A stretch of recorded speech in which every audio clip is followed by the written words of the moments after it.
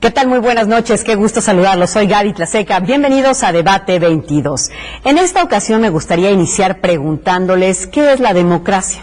Hay tantas definiciones como pensadores y teóricos de la política, pero sin duda tras el último proceso electoral federal del año 2018, la mayoría de los mexicanos sentimos la certeza de haber alcanzado la categoría de una sociedad democrática que elige con su voto libremente, independientemente de qué posición jugamos o en qué posición quedamos.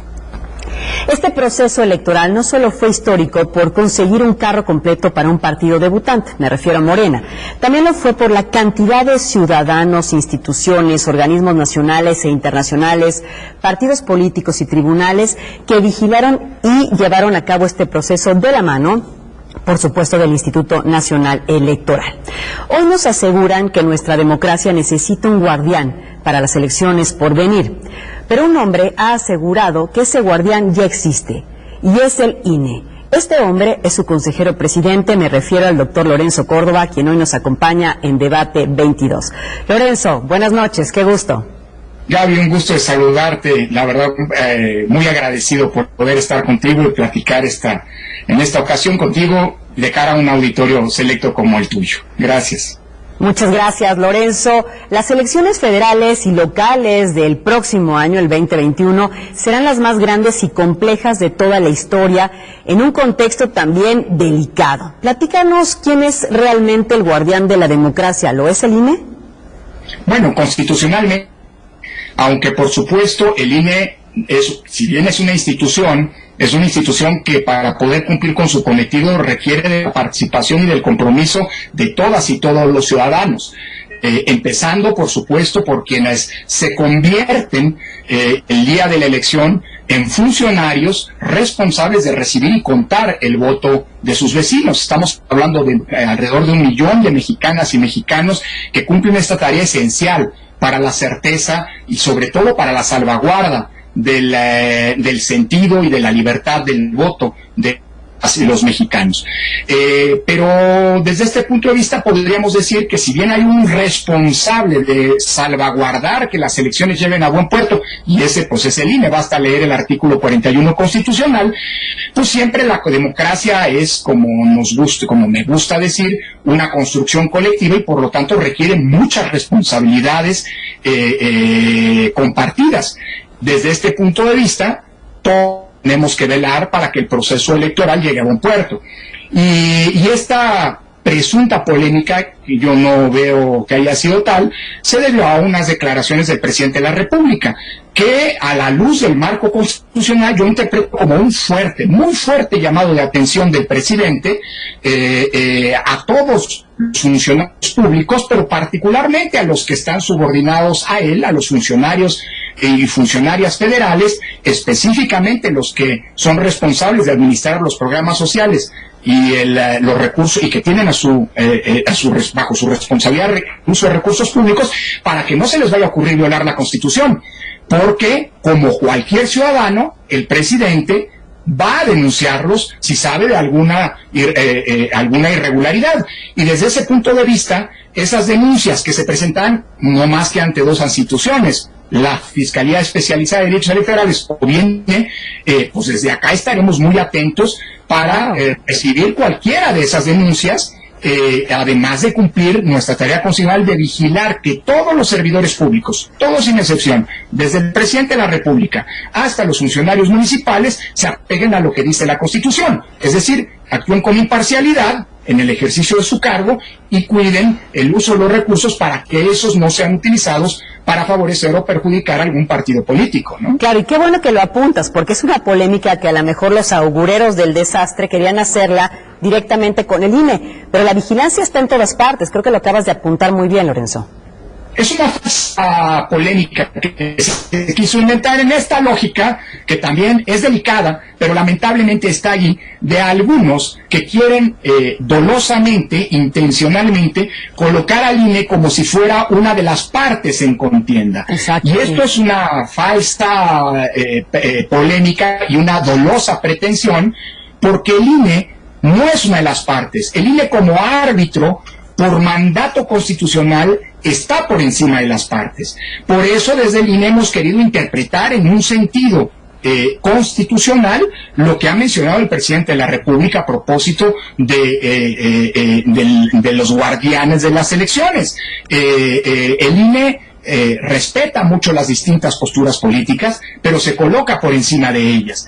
Hay quien ha pretendido decir, por cierto, en documentos apócrifos cuya validez nadie ha sustentado, y en donde se sostiene o se pretende sostener que el INE forma parte, que el INE está a favor o en contra de alguien o de algún actor político o de algún gobierno, porque esta es una falacia que mucho me temo lo único que pretende es querer construir una narrativa de descalificación del árbitro de las elecciones. Totalmente. Yo creo que con la llegada, por cierto, Gaby, de 4 nuevos colegas hace apenas unos días, se refrenda la confianza de todos los actores políticos en quien va a arbitrar las elecciones, y nos obliga a nosotros, por supuesto, a colocarnos por encima de los actores. Nos toca arbitrar a quienes son actores políticos. Y creo que lo dices muy bien, Lorenzo, este tema de cómo de repente personas cercanas al gobierno o a la Cuarta Transformación o fuera de ella han querido posicionar al INE como un partido de oposición, un punto que tú acabas de aclarar. Y creo que sembrar la duda en las instituciones, pues sí es algo muy delicado. Has señalado que te preocupa, justamente lo acabas de mencionar, esta narrativa contra los órganos electorales en cara, pues a un proceso muy, muy importante. ¿Cómo toma el INE y qué hace al respecto desde donde tú estás sentado cuando justamente se pone en duda esta credibilidad de la institución? Mira, lamentablemente venimos de una historia, y así hay que entender, pues para poder entender al sistema electoral mexicano hay que partir de esta premisa. En muchos países, su sistema electoral está fundado en la confianza. Por eso te explicas que, por ejemplo, en Inglaterra ocurran fenómenos durante las elecciones que, si ocurrieran en México, serían un escándalo. Por ejemplo, y te lo cuento habiendo sido observador en el referéndum del Brexit. Y perdón, porque una anécdota explica mucho justamente el punto que quiero señalar. A un cierto punto, en una casilla en Inglaterra, en el Brexit, se les estaban acabando las boletas electorales, las boletas del referéndum. Un funcionario de la casilla tomó una boleta, se salió de la mesa de votación, y se fue a sacar fotocopias para que la votación siguiera. Tú imagínate que en el INE, en lugar de boletas en papel seguridad, las supiéramos por fotocopias. Sería un escándalo. Bueno, el sistema británico está fundado en la confianza. El sistema electoral mexicano es un sistema que hemos venido construyendo trabajosamente a lo largo de 3 décadas para inocular la desconfianza. Por eso es algo normal que los actores políticos, tratando de abonar en su favor, siempre, invariablemente, traten de construir una narrativa de desprestigio y descalificación, incluso a priori del árbitro electoral, de la autoridad electoral. Me acuerdo mucho, Gaby, de una frase que me encanta citar, de Eduardo Galeano, el célebre ensayista uruguayo, que hablando del fútbol, le gustaba mucho el fútbol y tiene un librito sobre el fútbol en donde hace una reflexión, le dedica un ensayo al árbitro. Y dice, el árbitro está condenado a quedar mal con todos, porque queda mal con quien gana, porque el que gana siempre va a decir que ganó a pesar del árbitro, y por supuesto queda mal con quien pierde, porque el que pierde va a decir que perdió por culpa del árbitro. Es parte de lo que ocurre con la autoridad electoral, y más en un país en donde, insisto, todavía la desconfianza forma parte, parecería, del DNA de los actores políticos. Por eso el INE está desde ahora tratando de hacer mucha pedagogía, explicando cada una de las etapas que van a venir en el proceso electoral de 2021, que bien señalabas, va a ser el más grande de nuestra historia, sea por el número de potenciales electores, sea por el número de cargos en disputa, que es inédito, precisamente tratando de abonar y construir a priori, a partir de explicar oportuna y lo más eficazmente posible, qué es lo que va a pasar. Totalmente. Y esto es particularmente importante, Gaby, en un contexto en el que además la pandemia se vuelve un elemento disruptivo que afecta a todos los ámbitos de la vida social y, por supuesto, también las elecciones, claro, que tendrán que tener modalidades distintas de aquí en adelante, ¿no? Y justamente, Lorenzo, vamos a hacer una muy breve pausa y regresando acabas de tocar el punto que quiero platicar contigo. Estas elecciones en tiempos de infodemia y en tiempo de coronavirus, ¿te parece bien? Perfecto, encantado, Gaby, gracias. Hacemos una muy breve pausa y regresamos a Debate 22. Estamos platicando con el consejero presidente Lorenzo Córdoba. Acuérdense que tenemos nuestras redes sociales para esta conversación, para que también opinen, para que también debatan con nosotros, y el hashtag Debate 22. Hacemos una pausa, ya volvemos. Muchas gracias por continuar con nosotros en Debate 22. Soy Gaby Tlaseca y estamos conversando con el consejero presidente del INE, con el doctor Lorenzo Córdoba. Lorenzo, decíamos antes de ir a esta pausa que unas elecciones en tiempos de infodemia pues son un gran reto porque entran en juego también las redes sociales, malditas o benditas, y por supuesto el tema del coronavirus. Platícanos. Mira, Gaby, por lo que tiene que ver con lo que ahora llaman infodemia y que pues es el fenómeno de la desinformación o de la mentira potenciada por la irrupción hace apenas una década de las redes sociales, me parece que es importante contextualizar algo. La mentira como fenómeno es tan vieja como la política, ha existido desde que el hombre hace política. Claro, nunca había tenido este efecto potencializador y eventualmente disruptivo como el que hoy proporcionan las redes sociales y el Internet, la difusión cada vez mayor del Internet. El fenómeno de las así llamadas también fake news no es un fenómeno nuevo.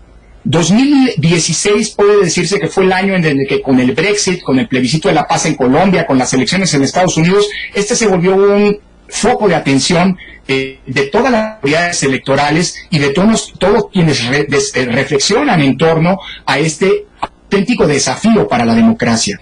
Afortunadamente, en 2018, el INE se preparó muy bien para poder enfrentar este fenómeno de cara a las elecciones presidenciales, al grado de que la experiencia que se construyó, los ejercicios que se pusieron en práctica, hoy en día constituyen un auténtico modelo a nivel mundial. Yo te diría que hay dos grandes modelos. Uno, el que al que se le llama modelo francés, y que apuesta más bien a la criminalización de la desinformación, quien disemina noticias falsas, a las redes que no bajan esas noticias falsas en tiempo oportuno, etcétera. Y otro modelo que es el modelo mexicano, que es un modelo que apuesta más bien a combatir la desinformación con información, muy asertiva, muy puntual, oportuna, y que aproveche las mismas redes sociales, las plataformas a través de las cuales la desinformación cunde, para combatir este fenómeno. Se trata de un fenómeno que fue eficaz, muy efectivo en 2018, pero que por supuesto, por ser algo dinámico, implica estar muy atentos y actualizarnos permanentemente. Yo te diría que hay tres ejes para poder avanzar en este fenómeno de cara a las elecciones del 21. Uno es información oportuna, asertiva, muy pedagógica de parte de la autoridad electoral. El INE tiene que convertirse en una especie de agencia de información y de explicación. Cierto, sí.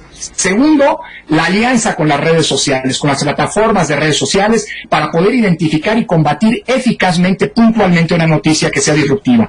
Y tercero, pues los ejercicios de verificación como Verificado 2018, te acordarás en su momento, que son ejercicios de la sociedad civil que contribuyen a evidenciar y a desmentir, digámoslo así, las noticias falsas. Por el otro lado está la realidad de la pandemia COVID-19 que afecta a todos los ámbitos de la vida social. Por eso es muy importante que el INE pueda, en las elecciones de Coahuila y de Hidalgo que llevaremos a cabo, ese es nuestro propósito, en octubre de este año, que como sabes fueron pospuestas, que se convierta en una especie de banco de pruebas de todas las medidas de sanitización, de higiene, de salud que estaremos instrumentando, para que el próximo año las elecciones no se conviertan en un punto de inflexión y no contrapongan el derecho político, los derechos políticos de participación con el derecho a la salud. Afortunadamente ha habido ejercicios en muchos países del mundo, prácticas buenas y malas que nos tienen que retroalimentar para poder hacer de las elecciones, déjame decirlo así, una fiesta democrática que no se convierta en un punto de inflexión de contagio, digámoslo así, de este bicho el COVID-19, que llegó lamentablemente para quedarse y con el que tenemos que contemporizar sin perder ni un ápice en términos de las libertades democráticas que hemos ganado, ¿no? Totalmente, Lorenzo. Regresando al tema de las redes sociales, me parece un tema muy importante. El INE es muy activo y lo hace muy bien. ¿Se pueden regular de alguna manera las redes sociales desde lo electoral? Hemos visto, por ejemplo, que en estos tiempos de COVID, relacionando los dos temas, pues muchos políticos han utilizado estas redes aprovechando pues la desgracia un poco como medio de propaganda y pues ahí llevar agua a su molino. Sabemos que el INE incluso ya impuso algunas sanciones. ¿Cómo prevén llevar a cabo este tsunami que de repente ocurre y que puede rebasar a cualquiera? Sin duda. Creo que hay que tener mucho cuidado, Gaby, hasta dónde se regula el mundo de las redes sociales. Porque puedes correr el riesgo, y eso es lo que les pasó a los franceses. Los franceses fueron, te decía, por una lógica de criminalización incluso. Se comete un delito, no solamente una falta administrativa, un delito, si utilizas las redes sociales a difundir desinformación o mentiras, para decirlo en pocas palabras. Y la verdad, lo que ha pasado en Francia ha sido un fracaso. Regular las redes sociales me parece que es una pretensión que si no se toma con cautela puede llevarte al mundo de los buenos deseos que choca con el mundo de la realidad. ¿Cómo puede regular algo desde México que eventualmente está ocurriendo desde el otro lado del mundo? Entonces, yo creo que hay ciertas fronteras, no digo que se tenga que sea la ley de la selva las redes sociales, ¿no? Pero creo que hay ciertas fronteras que tenemos que tener cuidado de cubrir, pero no de rebasar. Y me explico, es esencialmente el tema del dinero. Estamos viendo cómo en el mundo, en las elecciones, está habiendo una especie de transferencia de los gastos de los medios de comunicación tradicionales hacia las redes sociales.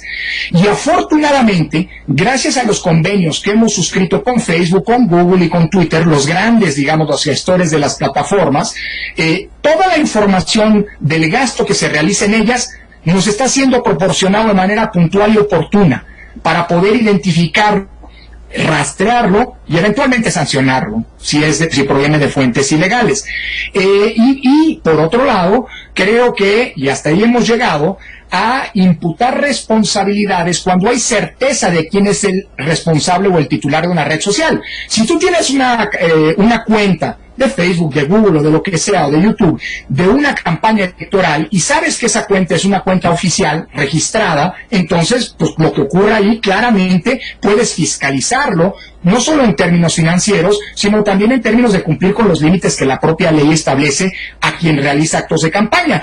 Las cuentas de los partidos políticos, de las y los candidatos, etcétera. Eso sí vale la pena, lo estamos haciendo, lo hemos hecho, seguir adelante. Tú mencionabas un caso, la verdad, lamentable, de una serie de funcionarios públicos, pues que consideraron que era algo, y la generosidad en estos casos siempre se agradece, que era algo muy bueno repartir geles, cubrebocas y otros insumos a la gente que más lo necesita, pero también consideraron que era una buena idea publicitarlo, subirlo a sus redes, difundirlo. Yo poner una etiqueta con su nombre casi con el 2021, ¿no? Yo lo que digo cuando porque se me han acercado, me han hablado diputadas, diputados, funcionarios, oye, ¿y qué puedo hacer? Si quieres ser generoso, sélo, pero no necesitas ponerle ni tu nombre, ni publicitarlo a redes sociales, ni demás, porque eso puede implicar que estés transgrediendo la prohibición de la Constitución que prohíbe, ¿no?, en el artículo 134, la propaganda gubernamental personalizada. El Tribunal Electoral, nosotros emitimos una serie de medidas cautelares como señalabas desde el INE. El Tribunal Electoral consideró que eso era competencia de los OPLES, pero eso no significa que esté permitido. Hay quien dijo, bueno, el Tribunal Electoral nos dio luz verde. No, el Tribunal Electoral dijo que eso le corresponde a los órganos electorales locales, y nosotros como cabeza del Sistema Nacional Electoral, como rector de ese sistema, pues estaremos muy atentos de que no se permita que haya algún funcionario público, el que sea, del partido que sea, que quiera beneficiarse pues de la necesidad de la gente en algo que debería ser una preocupación de todos y no algo que se busque o que se pretenda utilizar para un beneficio político, por supuesto, ¿no? Totalmente, Lorenzo. Y es que tú lo sabes, hoy los trending topics se han convertido en un banner comercial muy importante, en un aparato incluso propagandístico, pues muy valioso. Por eso todos quieren ser trending topic. ¿Te parece si hacemos una muy breve pausa y regresamos para platicar porque el INE también ha sido objeto de campañas orquestadas en estas redes sociales y bueno, justamente ustedes cómo las atacan aparte de la información. Regresamos y me lo Claro comentas. que sí, encantado, claro. Gracias, Lorenzo. Vamos a hacer una muy breve pausa en Debate 22. Sigan la conversación a través de las redes sociales que aparecen permanentemente en la pantalla. #Debate 22. Ya volvemos.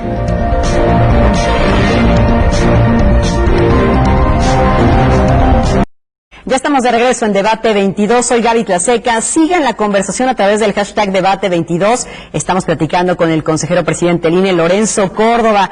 Lorenzo, te decía antes de irnos a esta pausa que en las benditas o malditas redes sociales, el INE ha sido objeto de muchos ataques y ustedes lo han hecho muy bien. ¿Cómo bajaron ese balón? Porque a veces que descaradamente se ven los ataques orquestados. Bueno, a ver, Gaby, ha habido muchos ataques, es cierto, históricamente, pero también es cierto que ha habido también muchas voces, digámoslo así, defendiendo al instituto. Yo creo que nosotros tenemos que ser suficientemente hábiles, digámoslo así, no caer en esa lógica que pretende, lo que te decía hace un rato, colocarnos como si fuéramos una de las partes en contienda en la arena política. Nosotros estamos por encima, de hecho somos los árbitros de la política, pero no es un asunto sencillo, porque efectivamente las redes tienen una potencialidad y una penetración muy importante. Yo creo que una autoridad electoral no puede, una autoridad en general, y más una autoridad electoral, no puede desentenderse de lo que pasa en las redes, pero tiene que utilizar las redes, es como una especie de juego de judo.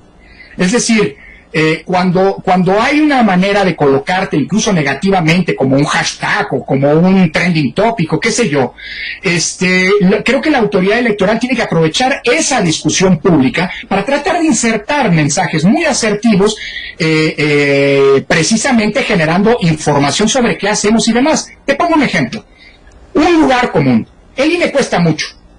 El INE es la autoridad más cara del mundo. No es cierto que sea la más cara del mundo, pero también lo que sí es cierto es que ninguna autoridad electoral en el mundo hace lo que hace el INE. Por ejemplo, esta transmisión, David, tú lo sabes bien, está siendo monitoreada por el INE. ¿Cuántas autoridades, porque así lo mandata la Constitución, cuántas autoridades electorales en el mundo monitorean la radio y la televisión? Ninguna. Entonces, cuando ocurre eso, el INE tiene que jugar judo y decir, bueno, si es un tema, ¿por qué no avanzamos hacia el abaratamiento de las elecciones? El INE ha propuesto desde hace mucho tiempo que avancemos hacia el uso de modalidades electrónicas de votación, que en muchos casos han demostrado gran seguridad para poder garantizar la libertad y la confianza del voto y la confianza de los resultados. Bueno, el problema es que los actores políticos no quieren. O por ejemplo, cuando un diputado muy célebre nos dice es que en todo el mundo las autoridades electorales dan resultados la misma noche de la elección y en el INE eso ocurre hasta 3 días después. Bueno, aprovechar esa nota que es sin duda negativa para decir, bueno, no necesariamente es así. Todas las días de todas las jornadas electorales, el INE da los resultados oportunamente. Cierto, no son los definitivos, pero porque la ley dice que se hacen los cómputos 3 días después. Me explico, es un juego en el que el INE no tiene que engancharse porque entonces te colocas en donde te quieren poner, y se trata de aprovechar las propias redes sociales para tratar de generar no polémica, no debate, porque el INE no debate con los actores políticos, pero sí aprovechar esos esfuerzos de desprestigio para colocar el mensaje institucional. Es decir, las redes llegaron, benditas o malditas, ¿no? Creo que depende de cómo te va, perdón el coloquialismo, cómo te va en la feria, para que digas que son benditas o son malditas. Y de hecho ya hemos visto muchos que dicen que son benditas y luego dicen que son malditas. Es decir, las redes son lo que son.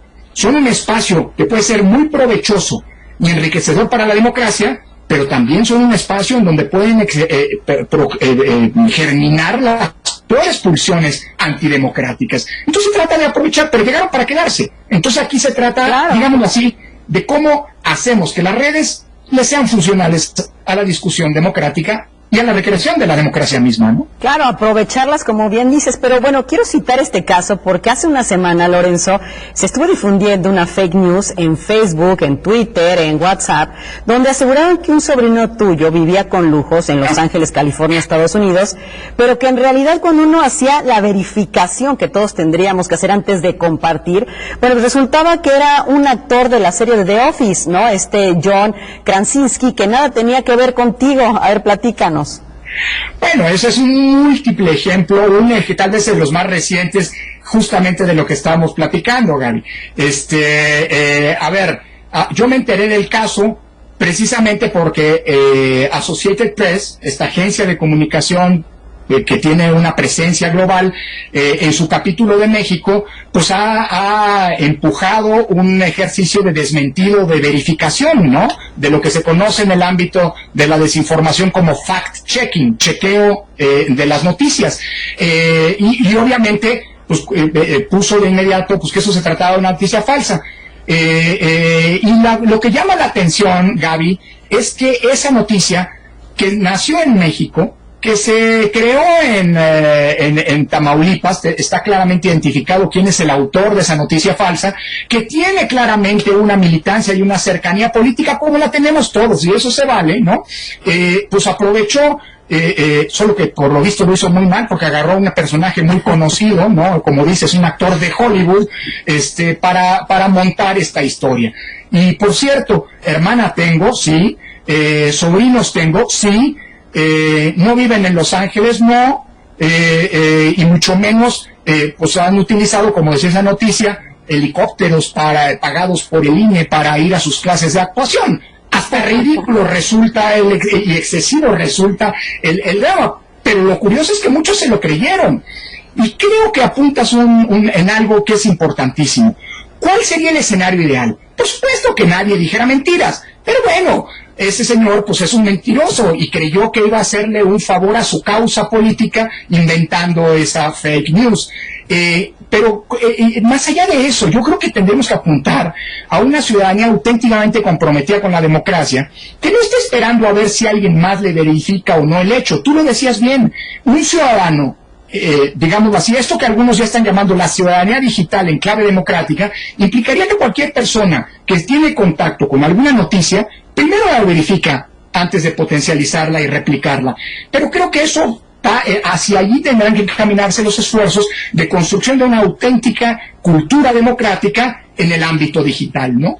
Pero creo que es un ejemplo muy, muy propicio, y como ese, mira, si te digo cuántos sobrinos me han salido, cuántas inventos he tenido, mira, esa es déjame decírtelo así, es algo a los que todos los que estamos sujetos al escrutinio público estamos expuestos, y algo que no es agradable, sin lugar a dudas, que te inventen mentiras. Pero bueno, pues un día puedo escribir un libro de las mentiras que se han inventado en contra del INE y en contra de mi persona, pero yo creo que aquí de lo que se trata es de pasarles por encima y cumplir con nuestra tarea. Si te enganchas en eso, imagínate el INE teniendo que contestar todas las noticias falsas. Yo creo que hay que ser muy asertivos, es lo que te digo, ser estratégicos y utilizar las redes a favor de la democracia y a favor de la fortaleza de las instituciones, ¿no? Y yo creo que con eso nos quedamos. Lorenzo Córdoba, muchísimas gracias por esta conversación. Siempre falta tiempo para platicar contigo de una manera amena, por supuesto, y puntual como lo has hecho.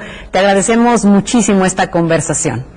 Ni me digas, Gaby, siempre un placer. Vamos a las elecciones más grandes de la historia, y la disposición nuestra es poder aprovechar espacios privilegiados como este que me ofreciste en esta ocasión para seguir construyendo democracia. Los medios tienen un rol fundamental en esa tarea, y desde este punto de vista las alianzas como esta son fundamentales. Gracias, de verdad, Gaby.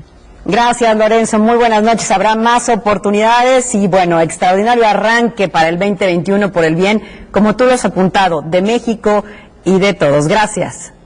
Gracias a ti. Bueno, así cerramos esta charla con Lorenzo Córdoba, el consejero presidente del Instituto Nacional Electoral. Seguimos, por supuesto, sus comentarios a través de las redes sociales que aparecen en pantalla y, por supuesto, el hashtag Debate22. Soy Gaby Tlaseca, como siempre, muchísimas gracias por su atención. Los espero el próximo martes, ya saben, 9 de la noche, aquí en Debate 22.